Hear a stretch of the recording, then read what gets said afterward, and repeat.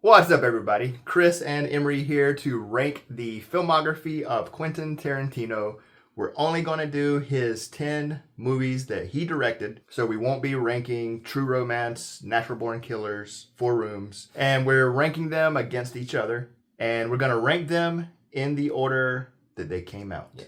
I don't know what he's going to rank them. He doesn't know what I'm going to rank them, but then we're going to try to come to a consensus overall ranking for these movies. Yep. You ready? Yeah. All right, Ramblers, let's get rambling. We'll start off with his first movie, his debut, Reservoir Dogs. You go first. A tier. A tier. Yeah. The high A, the highest A. Highest A. Yeah. I love that movie. That one scene where he's like cutting the ears, like one of my favorite scenes. Stuck in the Middle with You, Yeah, Michael Madsen. Yeah, I love Classic. It's like basically all one room too. Like it's all. And then there's like flashbacks. Yeah. And it starts off with the breakfast, and then the heist, and then for the most part it's all in that room, and then you hear more and it reveals more about it. What else do you like about it? The dialogue, definitely. Like maybe the second or third best dialogue in the Tarantino movies. It establishes the Tarantino movie. Yeah. The hyperviolence, the dialogue, the music, the awesome cast. It might be the most Tarantino movie of all of them because it's in its purest form. Yeah. I gave it an S. But it's not your highest S. It's not my highest S, but it is an S. But since you did not give it an S, then we'll put it for A. It might end up being the top A. Mm-hmm. It might get bumped up to S. So next up, you said you only give one S. I'm thinking this is the S. It's Pulp Fiction. Yeah, S. You gave it an S. Yeah. Okay. It's one of my favorite movies. I love the dialogue. And everything else about it is amazing. But just the main thing is the witty dialogue for me. Yeah, and there's so many different characters. Mm-hmm. I mean, we're being very basic bros right now by saying, but there's a reason why. When I saw it, I was like, oh man, I love movies. Like it made me want to watch more movies, So you gave it an S. It's your only S. It was my top S. So definitely Pulp Fiction, S tier. I'm curious if anybody that is a fan of Quentin Tarantino, is there anybody that doesn't put that as an S tier? Next up is the first Tarantino movie that I saw in the movie theater, Jackie Brown. What do you? I give it an A. A. Yeah. I give it a B, but I can see it as an A. I wouldn't say it's his most underrated, but it definitely is an underrated Tarantino movie. The only thing is I think the pacing is a little slow. Yeah, I think for the longest time it was underrated. I think recently, over the past few years, it's gotten a little bit more acclaim, a little bit more appreciation for it. It doesn't rely on like what some might consider cheap tricks of his other movies. You gave it a B. B, yeah. What number out of 10 is this for you? 6. So this was your 6th out of 10. Mm-hmm. It was my 4th out of 10. So the average is 5, which is right in the middle. So it's got to go B. So I was kind of hoping it would. I'm not surprised. I was kind of hoping it would go A. I knew that. Yeah. All right. The next two entries could be combined into one in the way that I originally saw it, and you as well. Yeah. Kill Bill Volume 1. What did you give it? A B tier. Give it a B. Okay. I think it's a great movie, but and again we're ranking it in Tarantino movies, so it probably would go A in other tier lists, but for Tarantino B, it is I would say one of his most fun movies, entertaining movies. It came out at a time where I'm like, is Tarantino trying to combine everything that I love into one? There's even an anime sequence, and the music is awesome. I actually gave it's my highest A.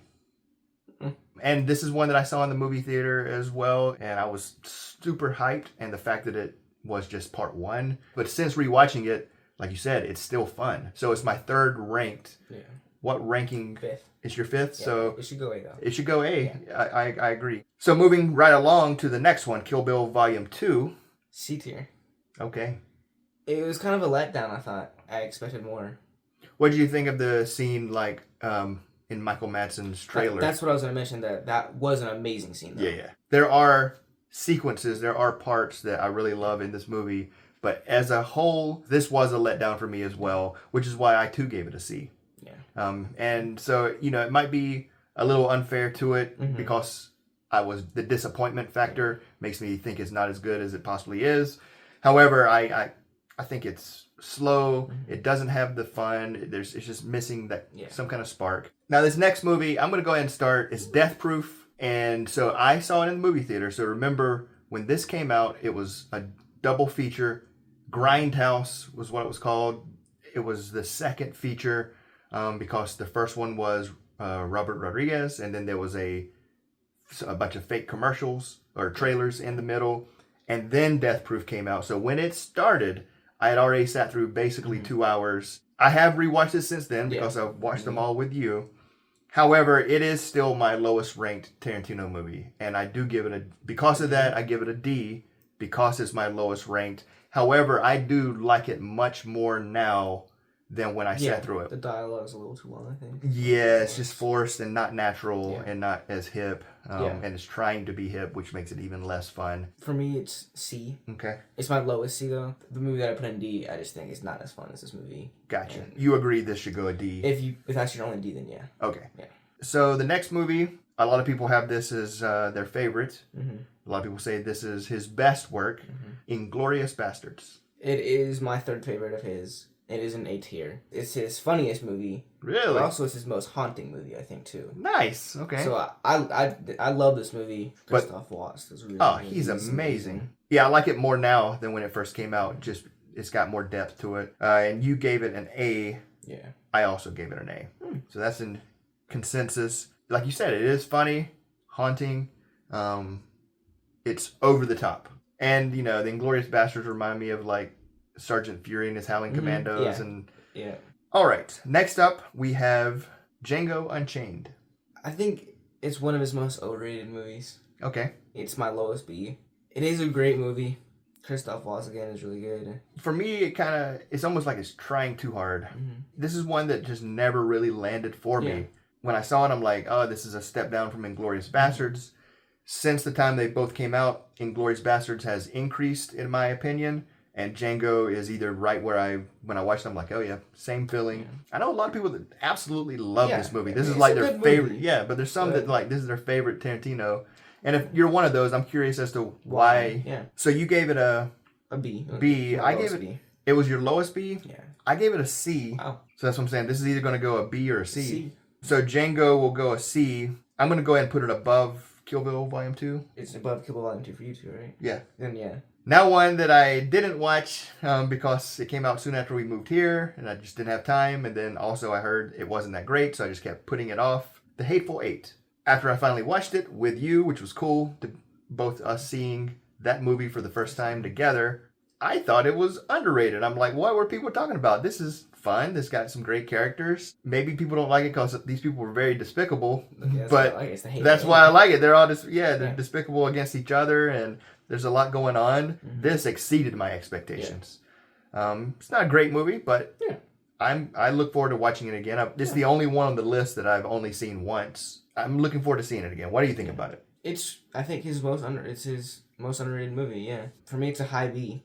Okay. I think it is a little too long though, but other than that, like I love all the characters. They're all cool and unique, and it's just a fun movie too. Yeah, it's almost like a murder mystery. Yeah. For me, it's still a C, but it is. I do have it above both Django and Kill Bill Volume 2, so I think it should go B.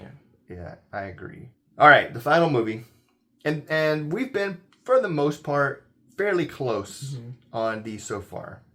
But I know for a fact we're not going to be on this one. I want to hear what you say about this. It's Once Upon a Time in Hollywood. Brad Pitt and Leonardo DiCaprio. There's so many memes from it. Them, yeah. I thought it was super fun. The scene of Leonardo just losing it, sad and feeling depressed is awesome. Brad Pitt with the dog and the dog food. There's so many awesome scenes. Having said all that, I still gave it a C. 4 movies you gave a C? I sure did. What? You don't have a B? No, I don't have a B. Because my gap from my top 5 Tarantino movies, I like so much better than my bottom 5. So, like, Inglourious Basterds is one that if you would have given a B to, I'd been like, yeah, B's fine.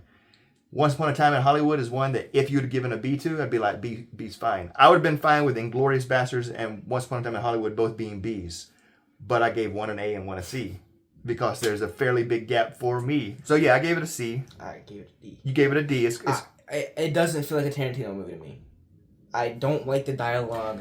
The dialogue, it Is this the example of, like we were Michael Bay saying, dialogue. an old man, an older aging white dude trying to sound hip? I don't usually find or call movies boring, but I thought this movie was boring. When you say boring, does it kind of feel tedious? Yes. You can't just present something that's supposed to be entertaining in a non-entertaining way and expect it to be. Yeah. I get that. It's my least favorite Tarantino movie. So should this go D as well? No. It shouldn't? Because yours is a high C. Oh, because mine's so high it outweighs. Okay, so Once Upon a Time in Hollywood will go a C. All right, looking at this list, I think this is an awesome list. We had Reservoir Dogs above Kill Bill Volume 1. Yeah. Was Reservoir Dogs above Inglourious for you? Yeah. So definitely Reservoir Dogs is the top. And then where's Kill Bill Volume 1 versus Inglourious for you? Inglourious is third, Kill Bill's fifth.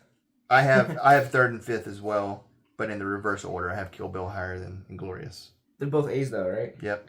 For me, Inglourious is an A and Kill Bill's a B. All right, we'll move Inglourious Basterds above Kill Bill, which I think that's pretty solid. So Bad list. if we were ranking them, 1 through 10, our order is Pulp Fiction, Reservoir Dogs, Inglourious Basterds, Kill Bill Volume 1, Jackie Brown, The Hateful Eight, Django Unchained, Kill Bill Volume 2, Once Upon a Time in Hollywood, and Death Proof. Yep. There was a time when Tarantino was your favorite filmmaker. He's who? Probably not anymore, honestly. I've seen less Wong Kar-wai, but I really like Wong Kar-wai's style. So probably Wong Kar-wai. So a few things. We're curious to hear what you think about our list. And also be on the lookout. We're going to do more of these filmographies of directors. The next one will probably be Christopher Nolan. Yeah. I think it's a great list. Good job, brother. Yeah, good luck. Goodbye and good luck. All right, until next time. Bye.